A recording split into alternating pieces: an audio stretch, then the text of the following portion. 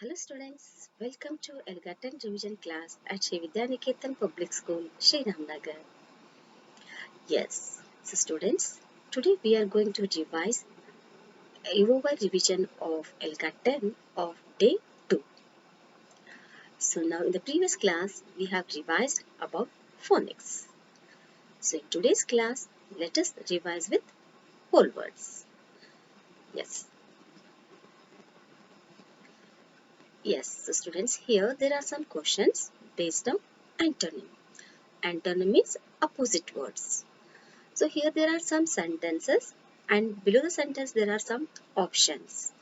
Here first you need to read the sentence carefully and then see which word they have underlined and then you have to tick the correct antonym of the underlined word.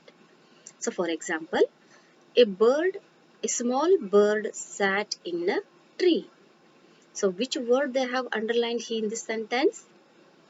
Yes, small.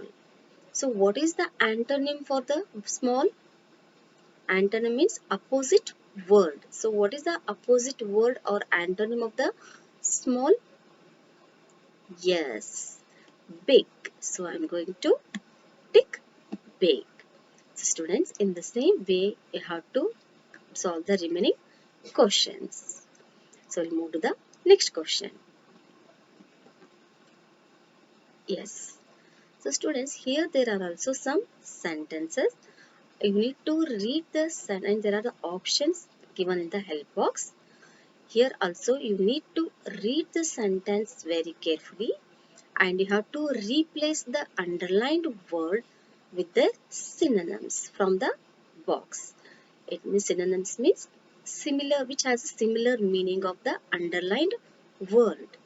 So students, here you have to read the sentence carefully and see which word they have underlined. Then you have to choose the correct synonym for the underlined word from the help box. And once again, we have to write the sentence by replacing with the synonym of the underlined word. So for example, the students were being noisy in class. So which word they have underlined in this sentence? Yes, noisy. So now what is the another meaning for the noisy?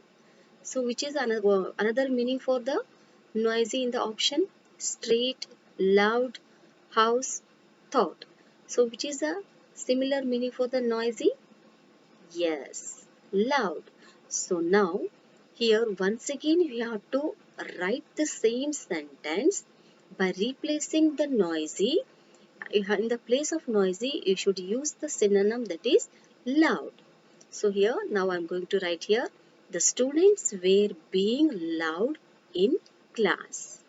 So in the place of noisy, I replace the noisy by using the word loud. Yes, it is the synonym of the noisy. So students, in the same way, you need to complete the remaining questions. Yes, we'll move to the next question. Yes, so students, here there are also some sentences and they're given the options here below the sentence. Here you have to tick the correct meaning of the underlined homonyms. Yes, for example, the student were standing in a row. So now, which word they have underlined here? Row.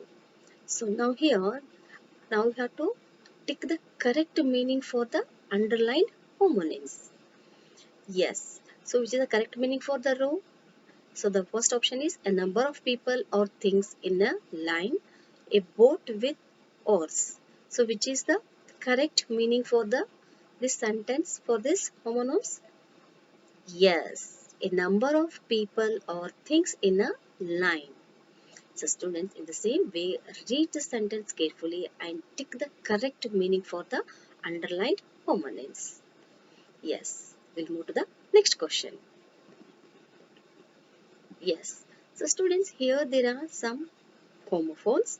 You have to write the meaning of each homophones and you also should make the sentence using that homophones.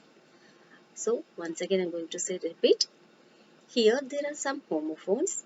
You have to write the meaning of each homophones and should also make the sentence using that homophones.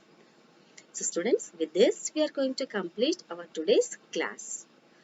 Yes, students, utilize your leftover time to complete these worksheets and also practice the worksheets in your workbook. Thank you. Happy learning.